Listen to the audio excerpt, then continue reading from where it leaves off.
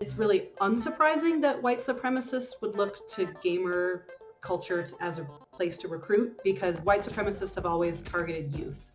It's also a place that's really difficult to monitor.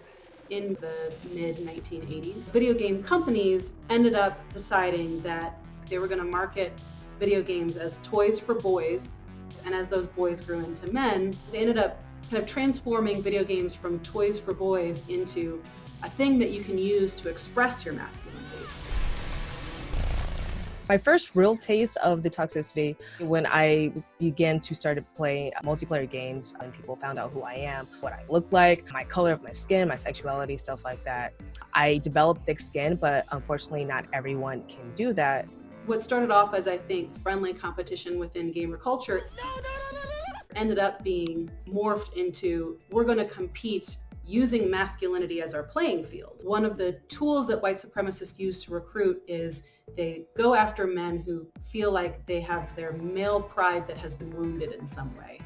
What's happening right now in gaming culture, where white men are starting to feel displaced and starting to feel abandoned, they think no one's making games for us anymore, we're all being criticized for being sexist and racist in games, and they take that kind of injury and say, well, we can have a place that you can place the blame. Toxic. I think it's a vocal minority within gamer culture, and the problem becomes then when the rest of the community is afraid to kind of step up and call them out on it.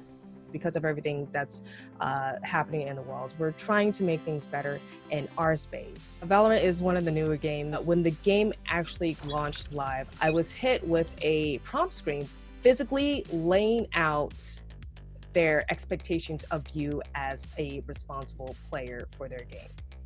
And I feel like that should honestly be mandatory for any online game. It definitely won't solve all the problems that's in the space right now, but it's a small step in the right direction. At the end of the day, we have to look out for each other. We have to call out toxic behavior. We have to make it better and welcoming for other players and other fans. Do what you need to do to protect your community, to make it a better and welcoming space for the next generation to come in.